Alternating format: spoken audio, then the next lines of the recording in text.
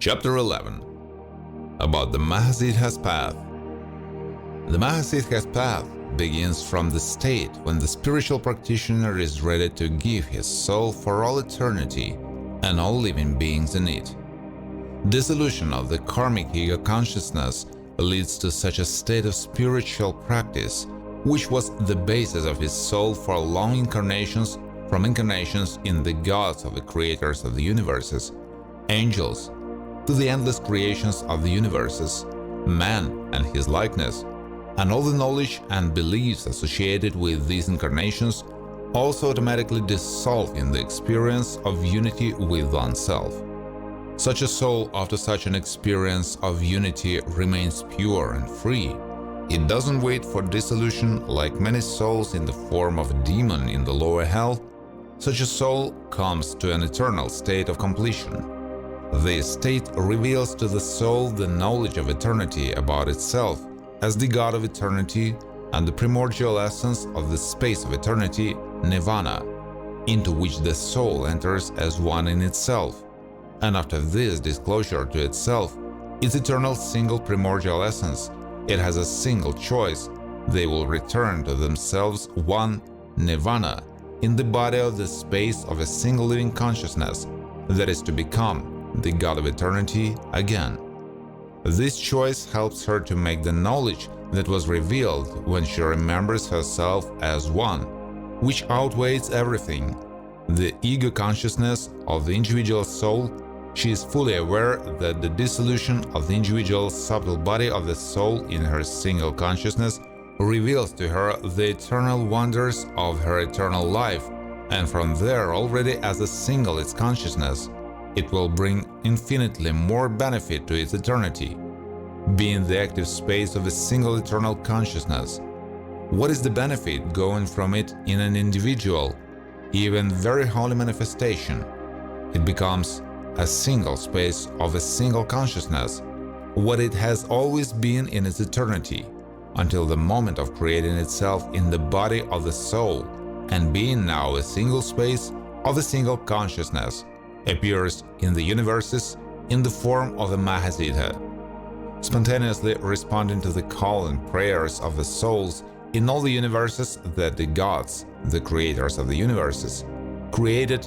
This spontaneous phenomenon of the mahasiddha, near the souls asking for help, carries teaching and help harmonizing its single eternity.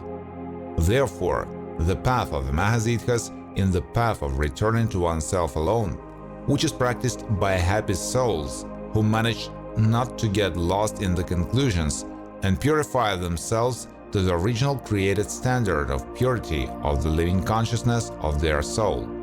The standard of purity was lost in the eternal wanderings in the karmic ego consciousness.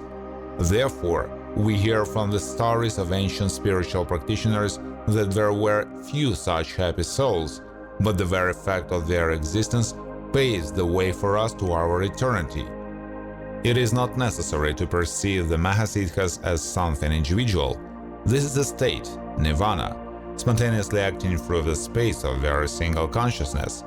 Therefore, there are no boundaries and prohibitions for the mahasiddha. He appears in any image in any dimensions of his eternity, staying out of time as nirvana, harmonizing his eternal game with his eternal consciousness, playing with himself in the eternal games of his living single consciousness. Therefore, for a person who embarked on the spiritual path, wishing to know himself, the mahasiddha may most often appear as a teacher in dreams in any form, according to his faith, answering the main questions and instructing him on the path of his spiritual practice. It can manifest itself in the head with a spontaneous wise thought or a voice answering important spiritual questions. In reality, less often, as a stream of love emanating from a stranger of such strength that you turn in his direction, spontaneously, without understanding what it was you felt and who it was, pouring out such a flow of love.